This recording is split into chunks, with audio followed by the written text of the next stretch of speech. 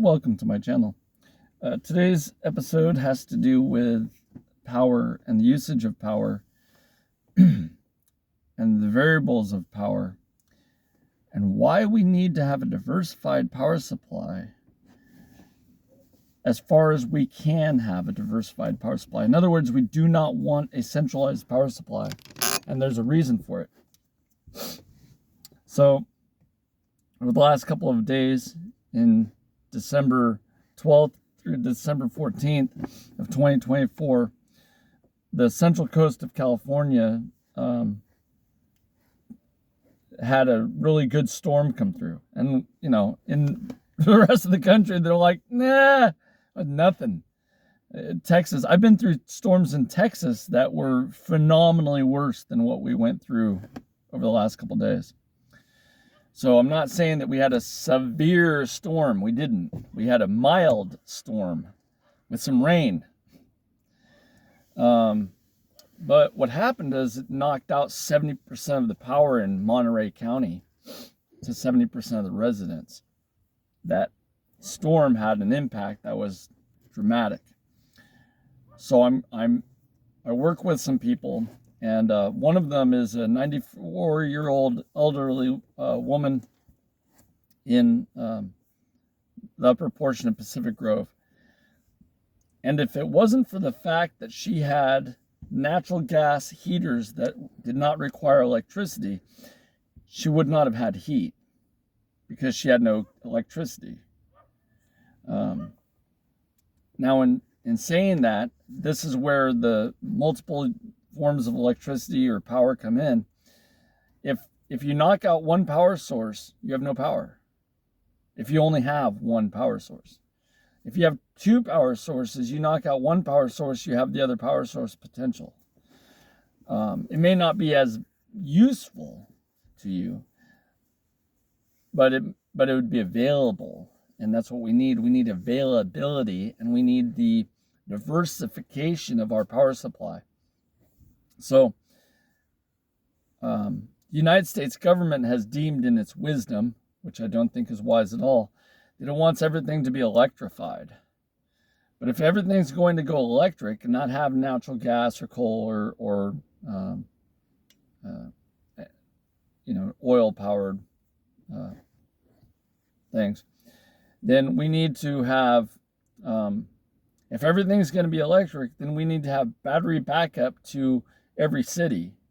And we need to have every district inside of every city have a separate power backup. And then we have to have residents have power backup. And that's super expensive. It's not even kind of sort of cheap. If one car that has 5 or 6 kilowatts of power is $60,000 all the way to $120,000, what do you think the power grid cost would be? It's one car. 5 kilowatts or whatever they're using, whatever numerical estimate they're using. It's ridiculous. It's not affordable. So we need to diversify our power supply. We need to have multiple ways to heat, cool, and light our buildings. We also need to have multiple ways to transport our vehicles, our equipment, and ourselves. And in doing so, we need to remember that we have, for thousands of years, we used animal power. Oxen, horses, donkeys, you name the large animal, the water buffalo, you name the large animal that we domesticated and we used to move stuff, and then you name the country that happened in. It's been all over the world for tens of thousands of years. Now, we've moved away from that system to trains, planes, automobiles, and boats. Boats have been here a long time. But each system needs to have a multiple power supply backup. So if we're all electric, then we need to have natural gas backup. Natural gas needs to have the potential for coal or oil backup. The ability to create and generate electricity and use electricity is critical to modern society. In so doing so, we do need battery backup. We need wind generation, which we've had for a very long period of time. We need water generation, water turbine power, falling water to spin turbines. Overshot water wheel is a good example. We can use tromps, which is falling water compressing air compressing to large volumes and then spinning turbines or powering tools with compressed air. We have the ability to have alternative power supplies. It just takes the will of the people. Then we also need to have redundancy. Redundancy is when a primary system goes down and a secondary system kicks in and your downtime is minimized. We need redundancy in our systems. It's just obvious. Anyone that cannot see the fact that we need redundancy in our system is not looking at the system. So the governing body of the United States of America, the Senate, the Congress, the whatever, the federal government in its wisdom needs to stop thinking in a singular format and start thinking about diversifying to protect the population and the GDP. Oh, let's face it, the government doesn't care about the people. It does care about its gross domestic product. Without power, you can't get a gross domestic product. Not in America. Not without a lot of effort and energy. Currently, in 2024, we use a huge amount of computing power and computers to automate away a lot of tasks that were done by hand prior in my generation as a youth. If we didn't one of my favorites is the credit card. The credit card was here when I was young, and we had these knuckle busters. You'd rack them over some carbon paper and you'd fill out the little form, and then you'd tally the form, and either you would electronically send that form in, or you'd take that form and turn it into a bank, and then that bank would have to tally that form into some processing system, so that way the credit card company could be charged, and then the individual could be charged by the credit card company as an elaborate process. And we've streamlined that process electrically, so now you tap with a card and your money is gone.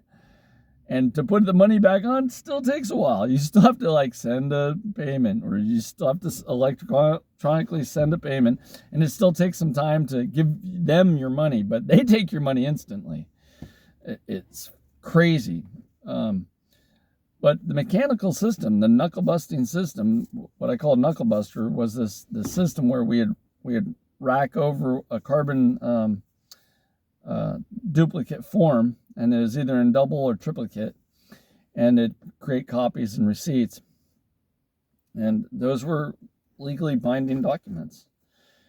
That was redundancy. So when the power went out and you couldn't phone in a credit card order, you could go click click and write it down and then send it off, and it took more time and effort, but it worked. In so doing, we also didn't have computers when I was young, and we wrote everything out. We had to do calculations on a calculator and then write in the tax and calculate our totals and add everything together and do it manually. It was manual, not computer. And we had to take money and give back change. And in so doing, that still works. That system still works to this day. We don't use it. Matter of fact, we don't even train it anymore into our youth. The youth don't know how to do that, which always fascinates me when I'm giving them money and they give me back change, and they gave me back the right change, but they don't count it back to me to confer that they actually gave me the right change back, which I was taught to do. It's not really difficult, but anyways.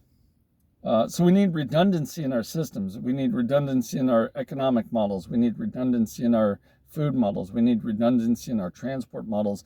We need redundancy in our energy models. You definitely do not want to rely solely on one power system. And if that power system goes down, you want something to kick in and kick back power or generation to you. A lot of homes recently in Monterey, California have installed Generac generators. And I'm only saying Generac because that's the one that's used a lot. I'm not sponsored by Generac. They're not paying for this video. I'm not saying they're a great generator. I'm saying that they're being installed a lot. And I mean a lot. Like, there's a whole business around installing generators. When I was a child, nobody had a generator. Okay? Nobody had a generator. Why would you need a generator? You have mains power in. Power goes out, so what? Use a candle. Use a kerosene lamp. We used kerosene lamps when the power went out when I was young. We did. They still work. Candles still work. They all function. The downside is you have an open flame. And open flames and irresponsible people cause fires. So irresponsible people and open flames, bad idea.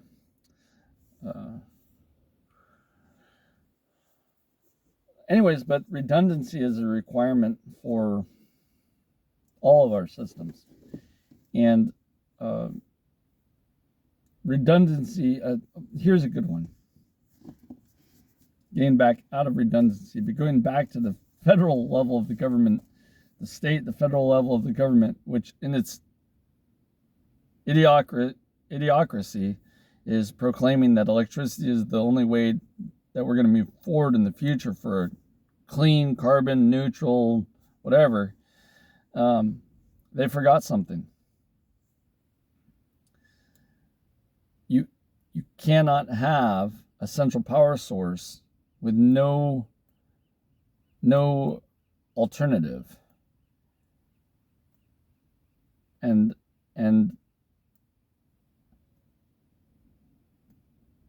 it's the military would never allow that on their ships. If a boat is floating through the water, I'm going to use a boat as a good example.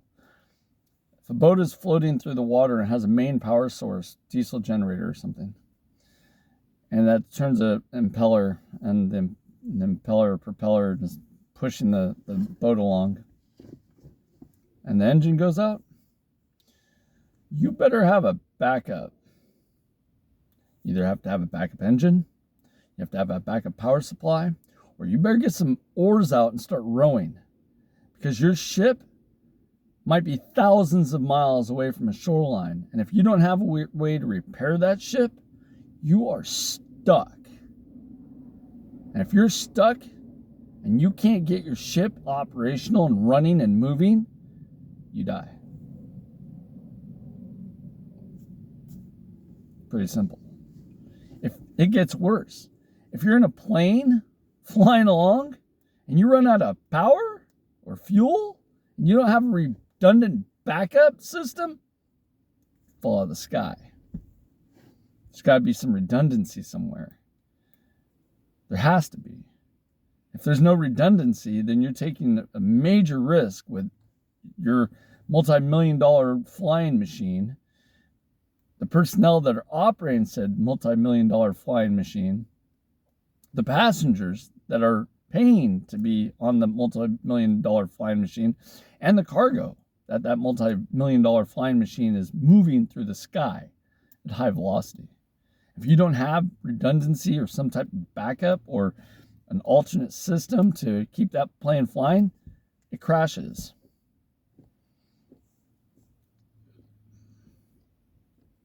It's a bad idea to not have redundancy.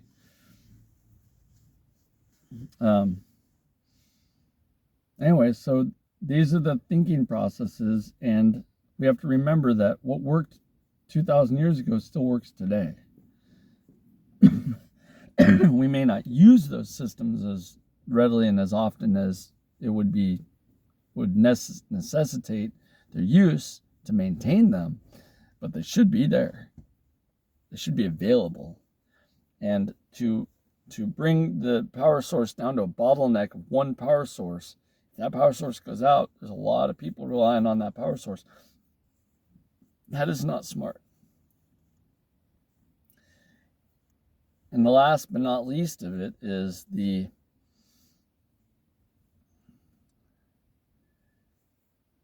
ability to have competition. And if you only have one power source and one system of power, it's going to come down to one company that operates all that power, which is terrible concept of a single company operating all the power. Because there's no competition, it's really hard to regulate their costs because they can charge whatever they want because they have no competition. There's nobody there to give them checks and balances of negotiation power or the ability to say, hey, we'll do it for cheaper. And you get monopolies, and then monopolizing on the requirement of the humans to use the power creates an economic disadvantage to the public. And that is very anti-American to have a monopoly and to control the availability of cost to the public who may not be able to afford your product if it wasn't for the fact that hundreds, thousands, millions of people had to use it and it reduced the cost. In the case of power, this is a serious problem. The only reason power is inexpensive is because there's 340 or 350 million Americans using power at all times, and so most of those people are poor. Like, I don't think the rest of the world understands. Like, they think that America's rich or something, but and technically our GDP is pretty large, but the individual, compared to the rest of the world, might seem to be fantastically rich. They have a house or a car or something, which other people in the rest of the world don't. And I'm not disparaging that, and I'm not saying that our level of poverty and the level of poverty in India are the same. I'm not saying that. Do not get that mistaken. But the individual here in America might make $20,000 and they have to spend $25,000 to live. So they might be in debt. So they might be basically locked into servitude to be employed and to survive in that house or have that car. So market rates or change rates to the cost of power are make it unstable for the poor level of the population of America to actually maintain buying power or other things. It doesn't matter what the purchasing power is. If they don't have the money, they don't have the money. They cannot have credit extended to them indefinitely. That just doesn't work. And so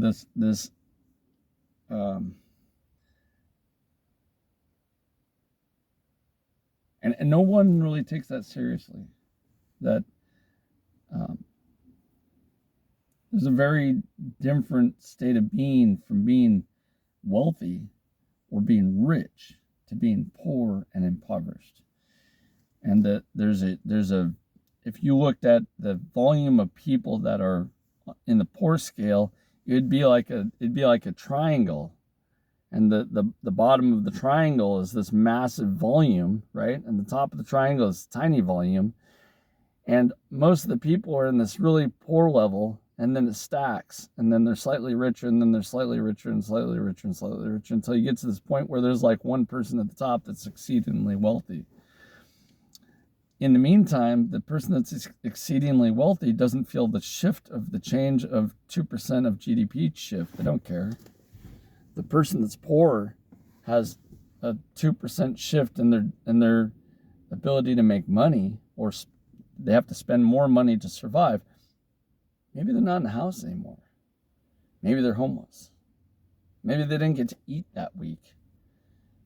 Maybe they didn't get to get a necessity for the children. Like, there's a lot more to it than just GDP. So this is stuff to think about, and we definitely need to think about diversification and maintaining multiple sources of power, income, and not be so